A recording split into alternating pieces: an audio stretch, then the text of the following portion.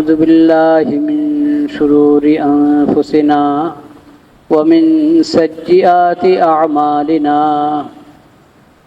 من يهده الله فلا مضل له ومن يضلل فلا هادي له وأشهد أن لا إله إلا الله وحده لا شريك له وأشهد أن محمدًا عبده ورسوله اللهم صل على سيدنا مولانا محمد النبي الأمي وعلى آله وصحبه وسلم تسليما اللهم اجعل صلواتك ورحمتك وبركاتك على سيد المرسلين وإمام المتقين وخاتم النبيين محمد عبدك ورسولك إمام الخير وقائد الخير ورسول الرحمة اللهم ابعثه مقاما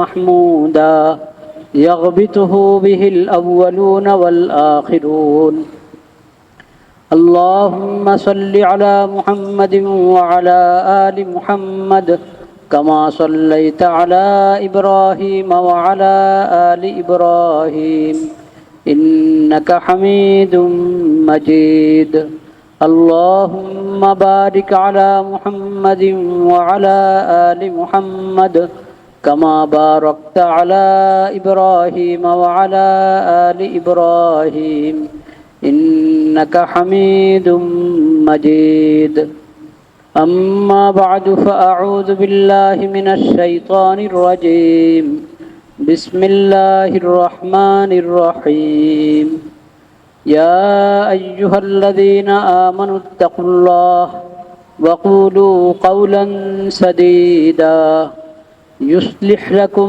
أعمالكم ويغفر لكم ذنوبكم ومن يطع الله ورسوله فقد فاز فوزا عظيما صدق الله مولانا العظيم وصدق رسوله النبي الكريم ونحن على ذلك من الشاهدين والشاكرين والحمد لله رب العالمين আল্লাহ রাব্বুল আলামিনের শুকর আদায় করছি আল্লাহ তাআলা আমাদেরকে আসরের নামাজের পর আল্লাহর ঘর মসজিদে হাদিস শরীফের দর্সের জন্য তালিমের জন্য বসার তৌফিক নসিব করেছেন আলহামদুলিল্লাহ।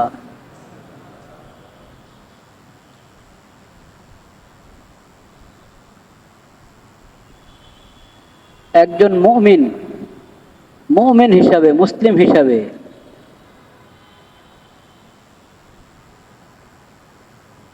তার ঈমানি দায়িত্ব যে সে আল্লাহর কোরআন আল্লাহর কালামে পাক কোরআনুল করিমের দর্স হাসিল করবে এবং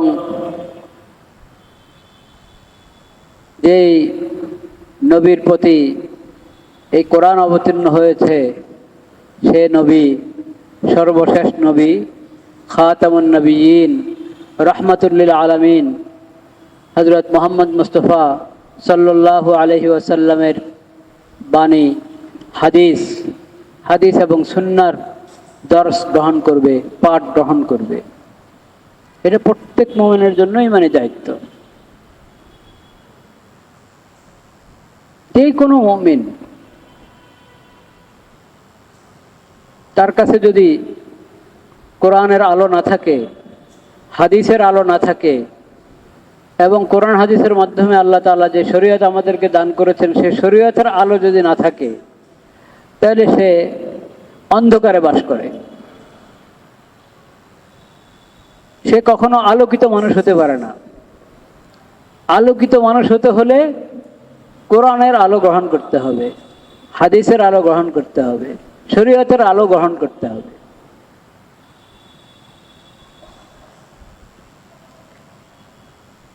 আলহামদুলিল্লাহ, হুজুর বলেছেন যে এখানে এই ইতিপূর্বে দর্শে হাদিসের ধারাবাহিক কোনো নিয়ম ছিল না, কিন্তু হুজুরদের প্রতি জুমায় জুমার বয়ান করেন, সেই জুমার বয়ান কোরআন হাদিস থেকে হয়ে থাকে, ঠিক কিনা? শরীয়তের মাসলা মাসাইল বলেন, সেগুলো কোরআন হাদিসের থেকেই এবং ইসলামী শরীয়তের যেই গ্রন্থগুলো সেখান থেকে আলোচনা হয়ে থাকে। মুমিনের ঈমানি জিন্দেগি পরিচালিত হয়তো কোরআন সুন্নাহ থেকেই। একজন মুমিন কোরআনের বিধানগুলোর উপরে আমল করে চলে, যেই মুমিন যার জীবনটা ঈমানি জীবন, ইসলামী জীবন, সে তো তার জীবনটা কোরআন সুন্নাহ মোতাবেকই পরিচালিত হয়। হয়তো সে জানে না যে যে আমলটা আমি করলাম এই আমলটা কোরআন কারীমের কোন আয়াতে আছে, যে আমলটা আমি করলাম নবী করিম সাল্লাল্লাহু আলাইহি সাল্লামের কোন হাদিসের মধ্যে আছে, হয়তো তার জানা নাই। কিন্তু সে যদি সহি তরিকায় দ্বীন শরীয়ত শিখে থাকে এবং সহি তরিকায় আমল করে থাকে, তো এই আমল অবশ্যই কোরআন সুন্নাহ মোতাবেক হবে। কোরআন সুন্নাহ মোতাবেক নয় যেটা, সেটা তো ইসলামী শরীয়ত মোতাবেক হবে না কখনো।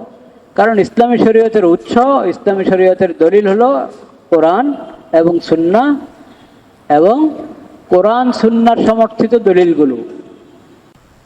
এরপরও যদিও আমি ঈমানি জিন্দেগি শিখে ফেললে, শরীয়তের বিধিবিধান শিখে ফেললে কোরআন সুন্নাহর আলো আমার মধ্যে এসে যাচ্ছে, তারপরও সরাসরি কোরআনের সাথে সম্পর্ক থাকা, হাদিসের সাথে সম্পর্ক থাকা বাঞ্ছনীয়। এটা একজন মুমিনের দায়িত্বে পড়ে যে কোরআন আল্লাহ আমাদের হেদায়েতের জন্য অবতীর্ণ করেছেন, সেই কোরআনের সাথে আমার সম্পর্ক থাকতে হবে। কি সম্পর্ক? কোরআনের সাথে সর্বপ্রথম সম্পর্ক হলো ঈমানের সম্পর্ক, কোরআনের প্রতি ঈমান আনা, কোরআনের প্রতি ঈমান আনা। আমানতু বিল্লাহ ওয়া মালাইকাতিহি ওয়া কুতুবিহি, কোরআনের প্রতি ঈমান প্রথম সম্পর্ক ঈমানের কোরআনের সাথে। দ্বিতীয় সম্পর্ক কোরআনের সাথে হলো কোরআনের সহি শুদ্ধ তেলাওয়াত শিখা। কোরআনের সহি শুদ্ধ তেলাওয়াত শিখতেই হবে। কেন?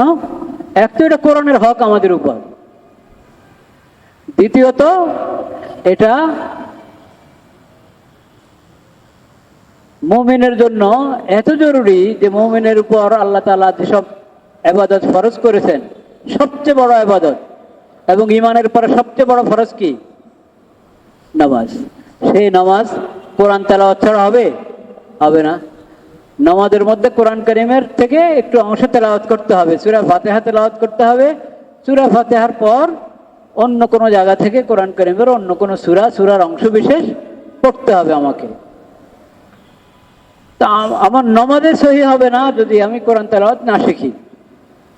সেজন্য একজন মুমিনের কোরআনের সাথে ঈমানের পর দ্বিতীয় সম্পর্ক যেটা, সেটা হলো কোরআনের সহি শুদ্ধ তেলাওয়াত শিখো। একবারে 30 পারা, 114 সূরা, 6236 আয়াত, পুরাটা এখনো শিখতে পারলে না, শিখতে সময় লাগবে, শিখতে সময় লাগুক, তাতে আপত্তি নাই, কিন্তু আমার নিয়ত থাকতে হবে, শুরুতে করতে হবে। এবং নামাজের ফরজ আদায় করার জন্য যেটা, সেটাতে তো কোনো বিলম্ব করার সুযোগে নাই, ওটা তো নগদ হাসিল করতে হবে, নগদ শিখে ফেলতে হবে।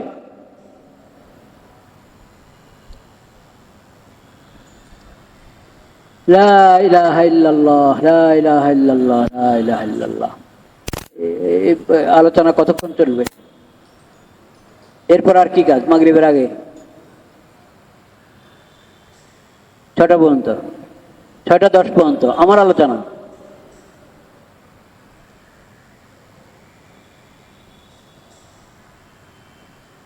লা ইলাহা ইল্লাল্লাহ।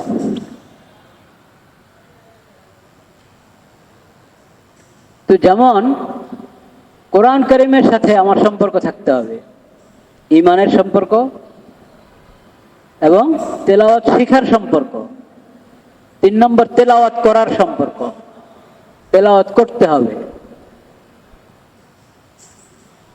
কোরআন নিয়ে গবেষণা করা, এটার চেয়ে অনেক বেশি গুরুত্বপূর্ণ হলো কোরআনের সহি শুদ্ধ তেলাওয়াত শিখে কোরআন তেলাওয়াত করা।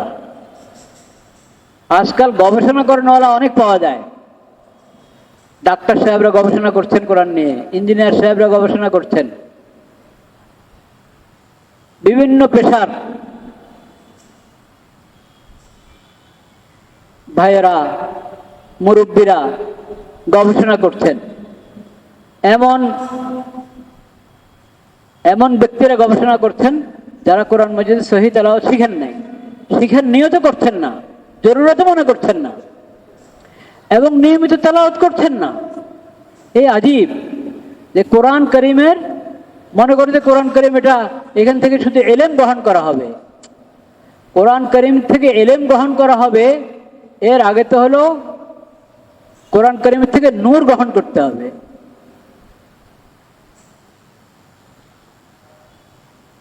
কোরআনের সহিহ শুদ্ধ তেলাওয়াত শিখে কোরআন তেলাওয়াত করতে থাকবো, আমি নূর আসতে থাকবো আমার মধ্যে। কোরআন অর্থ বোঝার চেষ্টা করব, কোরআনের হেদায়েত কি এগুলো জানার চেষ্টা করব।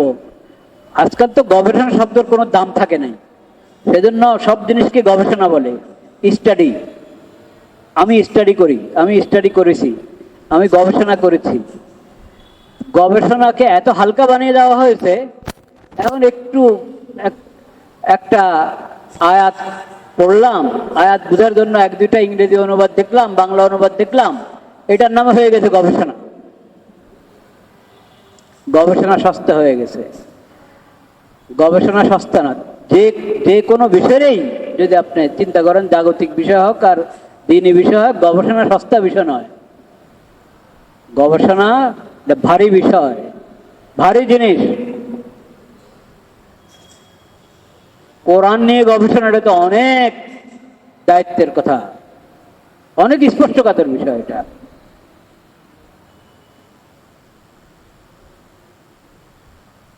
কিন্তু গবেষণা করছে, কোরআনের তেলাওয়াত শিখছে না, এবং নিয়মিত তেলাওয়াত করছে না কোরআন কারীম।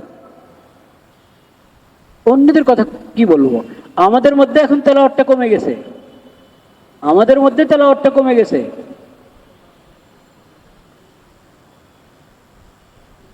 একজন হাফেজ যত পারা দৈনিক তেলাওয়াত করা দরকার, নফল নামাজে, আওয়াবিনে, তাহাজ্জুদে,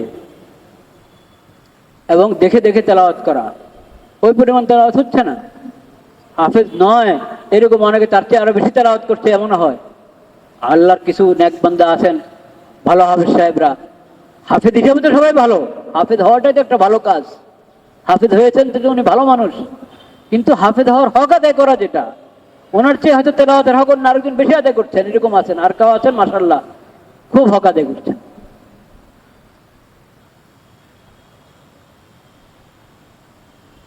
আপনারা বলবেন যে দর্শে হাদিসের আলোচনা, হুজুর তো খালি দর্শে কোরআনের কথাই বলছেন। এটাকে আলাদা করতে পারবেন না আপনি। দর্শে হাদিস দর্শে কোরআন থেকে আলাদা কিছু না। দর্শে হাদিসের কথা বললে দর্শে কোরআন এসেই যাবে, দর্শে কোরআনের কথা বললে দর্শে হাদিসের কথা এসেই যাবে। এই যে হুজুর পড়লেন রিয়াদুস সালেহিন থেকে, ইনশাআল্লাহ দর্শ শুরু হবে সাপ্তাহিক, দোয়া করেন এটা যেন দৈনিক হয়ে যায় ইনশাআল্লাহ।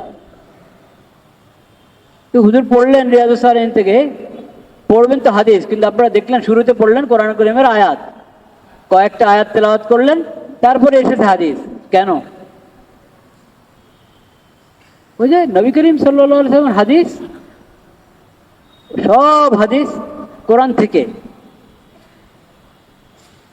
হয়তো স্পষ্ট হাদিসের বার্তাটা, হাদিসের হেদায়েতটা স্পষ্টভাবে আয়াত থেকেও আমরা বুঝতে পারি। আর কিছু আছে নবী করিম সাল্লাল্লাহু আলাইহি সাল্লাম ইরশাদ করেছেন, তার বাণীতে আমাদেরকে তাম্বি করার পর এখন আমরা চিন্তা করে বুঝতে পারি, আচ্ছা এই আয়াতের মধ্যে তো আল্লাহ তাআলা এইদিকে ইঙ্গিত করেছেন। তো আমরা নিজেরা চিন্তা করলে হয়তো বুঝতাম না, কিন্তু হাদিস যখন এসে গেছে, হাদিসের আলোকে যখন ভাবছি, তখন বুঝে আসে যাচ্ছে কোরআনের আয়াতের মধ্যে এদিকে ইঙ্গিত করা হয়েছে। নবী করিম সাল্লাল্লাহু আলাইহি সাল্লাম তো কোরআনের মুআল্লিম ছিলেন। হাদিস কি জিনিস? নবী করিম সাল্লাল্লাহু আলাইহি সাল্লামকে আল্লাহ তাআলা কোরআনের মুআল্লিম বানিয়ে পাঠিয়েছেন, কোরআনের মুবাইয়িন বানিয়ে পাঠিয়েছেন। কোরআন কেন্দ্রিক নবী করিম সাল্লাল্লাহু আলাইহি সাল্লামের অনেক দায়িত্ব কোরআনের মধ্যে আল্লাহ ঘোষণা করেছেন। নবী করিম সাল্লাল্লাহু আলাইহি সাল্লাম এর সব দায়িত্বের কথা। একটা, ইয়াতলু আলাইহিম আয়াতি, আল্লাহর কোরআন তেলাওয়াত করে শোনান। কোরআনের আয়াতের মাধ্যমে কোরআন তেলাওয়াত করে মানুষকে দাওয়াত দেন ইসলামের দিকে, দ্বীনের দিকে। তেলাওয়াত করে শোনান, তেলাওয়াত শিখান। ইউআল্লিমুহুমুল কিতাব, এই কোরআনের তালিম দেন, অর্থ মর্ম যাবতীয় বিধিবিধান। ওয়াল হিকমা, কোরআনের মধ্যে আল্লাহ তাআলা যে শরীয়ত দান করেছেন, বিধিবিধান দান করেছেন, আমর এবং নাহি, করণীয় বর্জনীয়, যা হেদায়েত আল্লাহ দিয়েছেন কোরআনে, ও সব কিছুর প্রায়োগিক রূপরেখা, সবকিছুর আমলি চিত্র, হিকমা নবী করিম সাল্লাল্লাহু আলাইহি ওয়াসাল্লাম তার সিরত এবং সুন্নাহর মাধ্যমে পেশ করে দিয়েছেন। ওয়ুযাক্কিহিম, ওই কোরআনের হেদায়েত মোতাবেক মানুষের পরিশুদ্ধি, শিরিক কুফর থেকে পাক করা, নেফাক থেকে পবিত্র করা, সমস্ত পাপ এবং অপরাধ থেকে মানুষকে পবিত্র করা, যত অকল্যাণ আছে, যত বেদাত আছে, যত গুমরাহি আছে, যত অন্ধকার আছে, সব কিছু থেকে মানুষকে বের করে আলোর দিকে নিয়ে আসা, এসব দায়িত্ব নবী করিম সাল্লাল্লাহু আলাইহি ওয়াসাল্লাম পালন করেছেন কোরআন করিম হাতে রেখে। কোরআনের মাধ্যমে আল্লাহ তাআলা এই দায়িত্বগুলো দিয়েছেন। কোরআন অবতীর্ণ করে আল্লাহ তাআলা বলেছেন, কোরআনের আলোকে, কোরআনের মাধ্যমে, কোরআন দিয়ে আপনি এই কাজগুলো করেন। সব কাজ নবী করিম সাল্লাল্লাহু আলাইহি ওয়াসাল্লাম করেছেন এবং আল্লাহর দেওয়া আমানত পৌঁছিয়ে দিয়েছেন উম্মতকে, আল্লাহর বার্তাগুলো পৌঁছিয়ে দিয়েছেন এবং সব কিছু হাতে কলমে শিখিয়ে দিয়েছেন। এই যে নবী করিম সাল্লাল্লাহু আলাইহি ওয়াসাল্লাম হাতে নাতে দেখিয়ে দিয়েছেন, শিখিয়ে দিয়েছেন, ওটাই তো নবী করিম সাল্লাল্লাহু আলাইহি ওয়াসাল্লামের সুন্নাহ।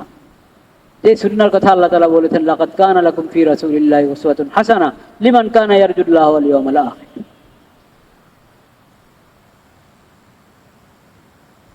নবী করিম সাল্লাল্লাহু আলাইহি ওয়াসাল্লামের যে হাজারো হাদিস,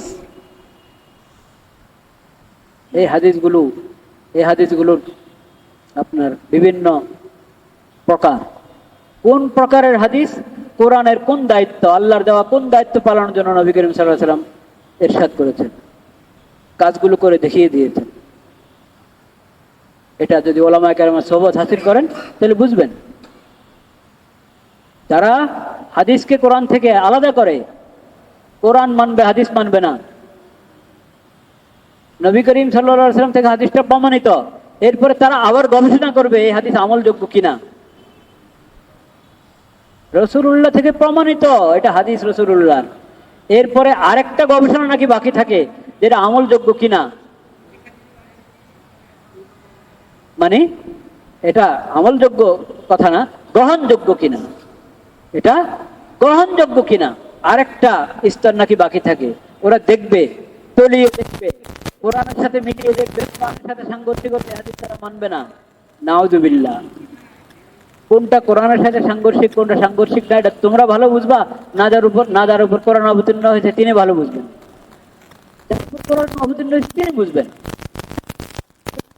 তার ইরশাদ, আমি কথা বলছি কিন্তু খেয়াল করবেন, রাসূলুল্লাহ থেকে প্রমাণিত, এটা রাসূলুল্লাহর বাণী, এটা রাসূলুল্লাহর কাজ, এটা কিন্তু শরীয়তের দলিল। এটাকে দলিল হিসেবে গ্রহণ করার জন্য নাকি আবার গবেষণা রাখবে, আমরা দেখবো এটা কোরআন বিরোধী কিনা। কে দেখার তুমি? কোরআন বিরোধী হলে এটা সহিহ হাদিসের আওতায় আসতে না।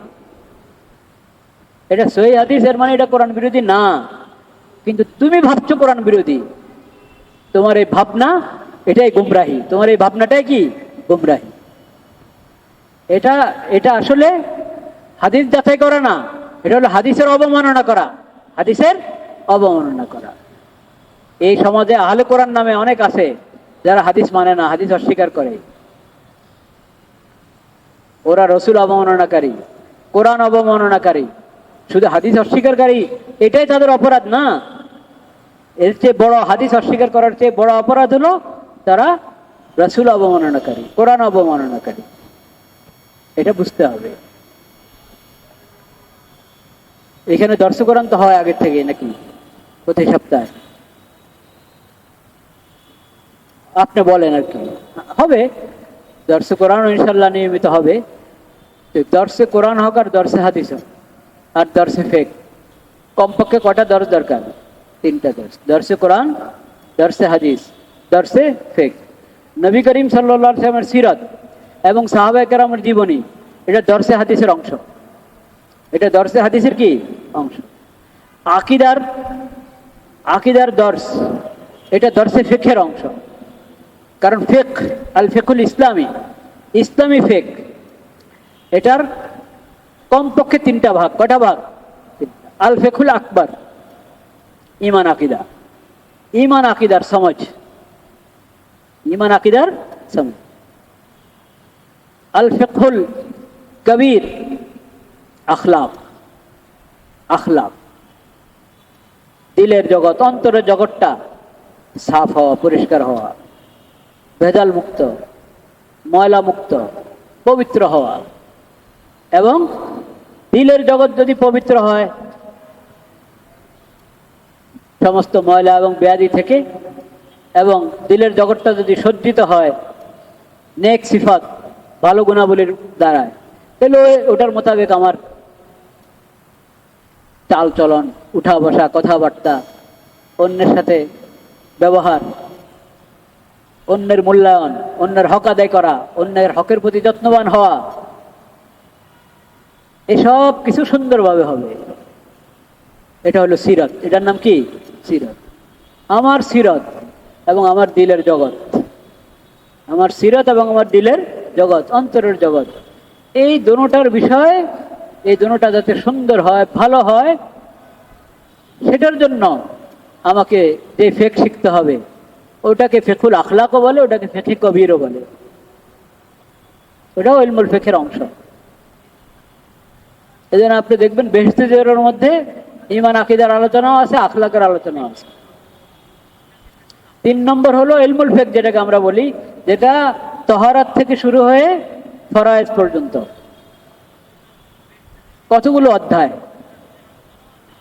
ইলমুল ফিকহের অধ্যায় কতগুলো? এটা আপনি ফতুয়া আলমগীরের ইংরেজি আছে, হেদায়ার ইংরেজি আছে। আপনাদের এই ভার্সিটির মধ্যে লর উপরে পড়াশোনা হয় না, তো মোহাম্মদী লর বইপত্র পড়েন আপনারা, মোহাম্মদী লর বইপত্র পড়েন। মোহাম্মদী ল নামে হেদায়ার অনুবাদ হয়েছে ইংরেজিতে। ওটার সূচিটা দেখেন, শুধু সূচিটা, ওটা তো সংক্ষিপ্ত। তারপর ওটার সূচিটা দেখে আপনি আন্দাজ করেন যে ইলমুল ফিকহের অধ্যায় কত বিস্তৃত। মানুষের জীবনের কোনো একটা অংশ কি আছে যেটা বাদ পড়ে ইলমুল ফিকহের স্পর্শ থেকে? অসম্ভব। কোত্থেকে এসেছে ইলমুল ফিকহ? এই কোরআন থেকে, হাদিস থেকে, রাসূলুল্লাহর সিরাত থেকে, খোলাফা রাশিদিনের সিরাত থেকে, সাহাবায়ে কেরামের সিরাত থেকে।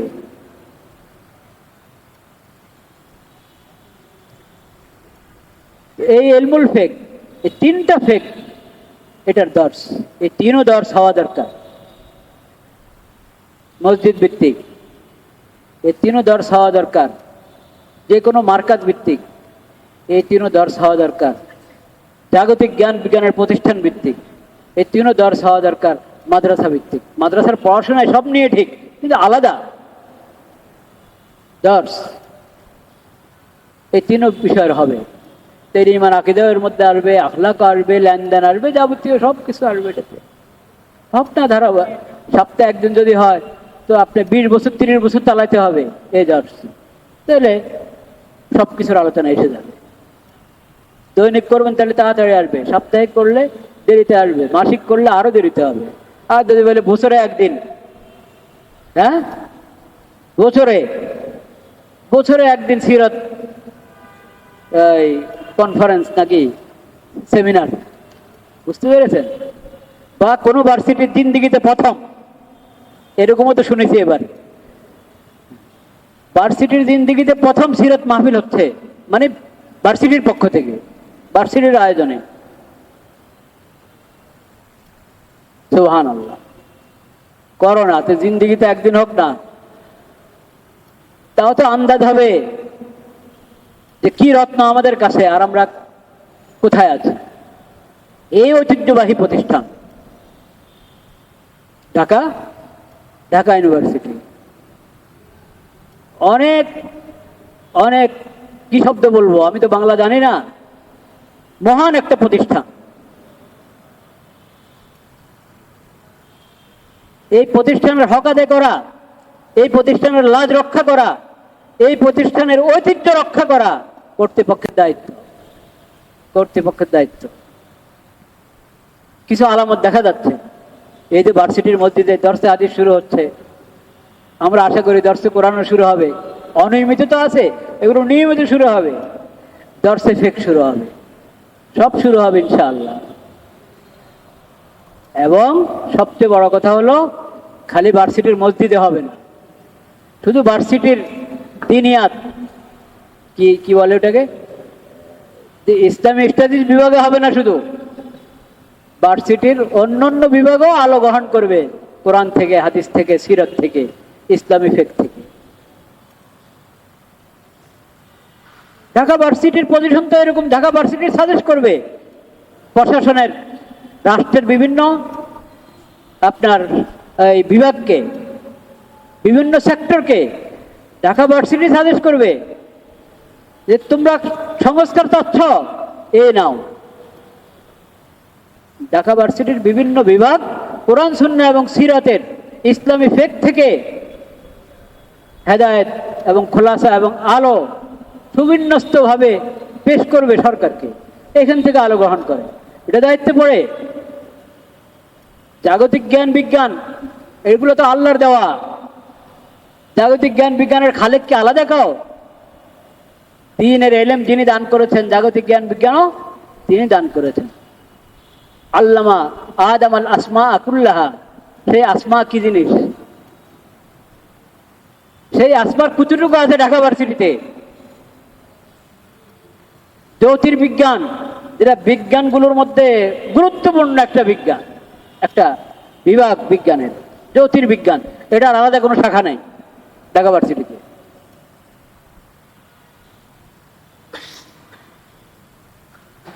আরো কত কি নাই। মুসলিম উম্মতের সোনালী যুগে, যে যুগটাকে আপনারা বিজ্ঞানের যুগ মনে করেন না, না জানার কারণে, নতুন বিজ্ঞান অস্তিত্বে লাভ করতো না পুরান বিজ্ঞান যদি না থাকতো। পুরান বিজ্ঞানের উপর ভর করেই তো নতুন বিজ্ঞান।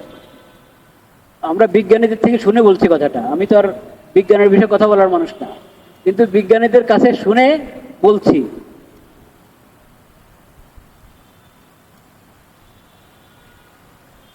আমাদের লাইব্রেরি তো আছে, আপনি গিয়ে দেখেন,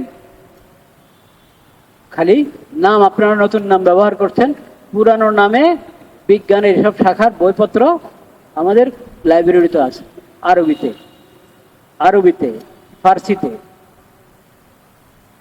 উর্দু তো কালকের ভাষা।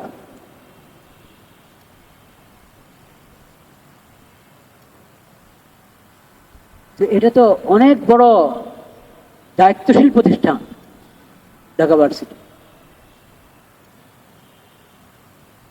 লা ইলাহা ইল্লাল্লাহ। তো ভাই কথা লম্বা হয়ে গেছে, আমি শেষ করছি। যেই হাদিস এবং আয়াতগুলো পড়েছেন ওগুলোর তাফসীর ইনশাআল্লাহ হুজুরের কাছেই শুনবেন। আমি যেটা বলতে চাচ্ছি, দর্সে কোরআন, দর্সে হাদিস, দর্সে ফিকহ, দর্সে সিরত এটার ভিতরে আছে, দর্সে আকীদা এটার ভিতরে কি আছে, সব কিছু জন্য শর্ত কি, দরস গ্রহণকারী সবার জন্য শর্ত আছে। এই শর্ত বলে আমি শেষ করছি। দর্স প্রদানকারীর শর্ত, দর্স প্রদানকারীর শর্ত, তিনার আকীদা সহিহ হইতে হবে, আকীদা সহিহ হইতে হবে, আহলে সুন্নাত ওয়াল জামাতের আকীদা পোষণকারী হইতে হবে। আমরা পেয়েছি এরকম নাকি, আলহামদুলিল্লাহ। আহলে সুন্নাত ওয়াল জামাতের আকীদা পোষণকারী হইতে হবে এবং আলেম হইতে হবে, আলেম হইতে হবে। অনুবাদ নির্ভর জ্ঞান দিয়ে দর্সে হাদিস, দর্সে তাফসীরের কাজ, দর্সে কোরআনের কাজ, দর্সে হাদিস, দর্সে সিরাত এবং দর্সে আকীদার কাজ, দর্সে ফিকহের কাজ যদি কেউ করে অনুবাদ নির্ভর ইলম দিয়ে, অনুবাদ নির্ভর গবেষণা দিয়ে, সেটা খতরা মুক্ত হবে না। ওটা কি মুক্ত হবে না? খতরা মুক্ত হবে না, আশঙ্কা মুক্ত হবে না। ওটার মধ্যে সমূহ আশঙ্কা আছে, নিজেও গুমরা হবে, অন্যকেও গুমরা করবে।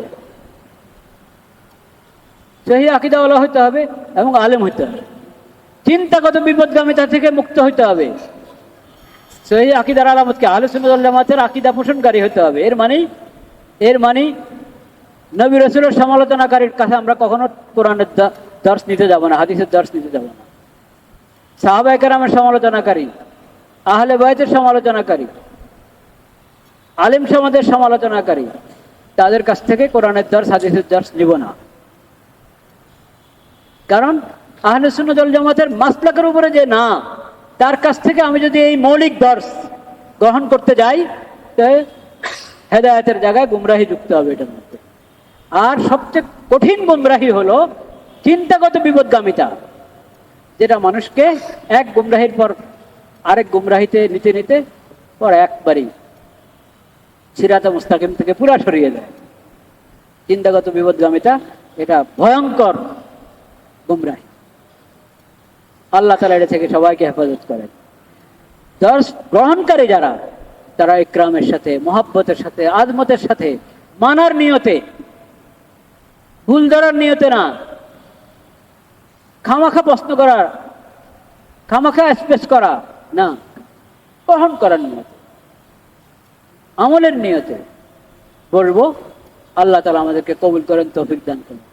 যেটা এখানে শুনবো সেটা নির্ভরযোগ্য কোনো কিতাব, হুজুরের পরামর্শে আমরা জেনে নেব, ওটাতে মোতালা করব, ঘরে গিয়ে আলোচনা করব।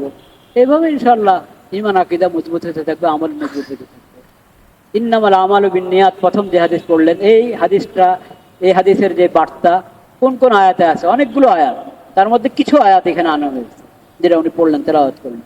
আর একটা হাদিস আনা হয়েছে, পড়লেন উনি আজকে, কিন্তু এই বিভাগে, এই অধ্যায়ের মধ্যে, এই পরিচ্ছেদের মধ্যে ইমাম নববী রাহমাতুল্লাহ আরো হাদিস এনেছেন। প্রথম যে হাদিস একবারে প্রসিদ্ধ, সবার মুখস্থ, ইন্নামাল আমালু বিন্নিয়াত, সকল আমল নিয়ত নির্ভর। আল্লাহর কাছে আমলের মূল্যায়ন হয় নিয়তের ভিত্তিতে। কিসের ভিত্তিতে? নিয়ত যেমন, আমলের মূল্যায়ন তেমন। খালি আমল করলে হয় না। আমলটা, এই আমলের উপর আপনাকে কে উদ্বুদ্ধ করলো? কেন উদ্বুদ্ধ হলেন আপনি আমল করতে? কিসের টাকা দেয়, কোন টাকা দেয় আপনি আমলটা করলেন? নিয়ত খুব গুরুত্বপূর্ণ জিনিস। তোমার নিয়ত যেমন, নিয়ত হিসাবে আল্লাহর কাছে আমলের মূল্যায়ন হবে। ওয়াইন্নামা লিকুল্লি ইমরিইন মা নাওয়া, যে যেমন নিয়ত করেছে, যে যা নিয়ত করেছে তাই পাবে। যে যা নিয়ত করেছে, যেমন নিয়ত করেছে তা পাবে, তেমন পাবে। ফামান কানাত হিজরাতুহু ইলাল্লাহি ওয়া রাসূলিহি ফাহিজরাতুহু ইলাল্লাহি ওয়া রাসূলিহি ওয়া মান কানাত হিজরাতুহু ইলা দুনিয়া ইউসিবুহা আও ইমরাআতিন ইয়ানকিহুহা ফাহিজরাতুহু ইলা মা হাজারা। এই মৌলনীতি, দুইটা মৌলনীতি নবী করিম সাল্লাল্লাহু আলাইহি ওয়াসাল্লাম বলে দিয়েছেন। ইন্নামাল আমালু বিন্নিয়াত একটা মৌলনীতি, ঈমানি মৌলনীতি, শরঈ মৌলনীতি। আর দ্বিতীয়টা লিকুল্লি ইমরিইন মা নাওয়া, ইন্নামা লিকুল্লি ইমরিইন মা নাওয়া। এই দুই মনোনীতির পর এটার প্রায়োগিক ক্ষেত্রে মুমিনের ইমানি জিন্দেগির, ইনসানি জিন্দেগির প্রায়োগিক ক্ষেত্রে নিয়তের ব্যবহারের একটা মেশাল মাত্র দিয়েছেন নবী করিম সাল্লাল্লাহু আলাইহি ওয়াসাল্লাম। হিজরত একটা আমল। এই আমলটা কে কোন দৃষ্টিকোণ থেকে করছে, কে কিভাবে করছে, কে কি কারণে করছে, কোন নিয়তে করছে, নিয়তের পার্থক্যের কারণে একে আমল ওরা জান্নাতে নিয়ে যাচ্ছে, একে আমল নিয়তের খারাপের কারণে জাহান্নামের দিকে নিয়ে যাচ্ছে। ইনশাআল্লাহ হুজুরের তাফসীরের মধ্যে বিস্তারিত শুনবেন। আল্লাহ তাআলা আমাদেরকে কবুল করেন, তৌফিক দান করেন। ওয়া আখিরু দাওয়ানা আলহামদুলিল্লাহ।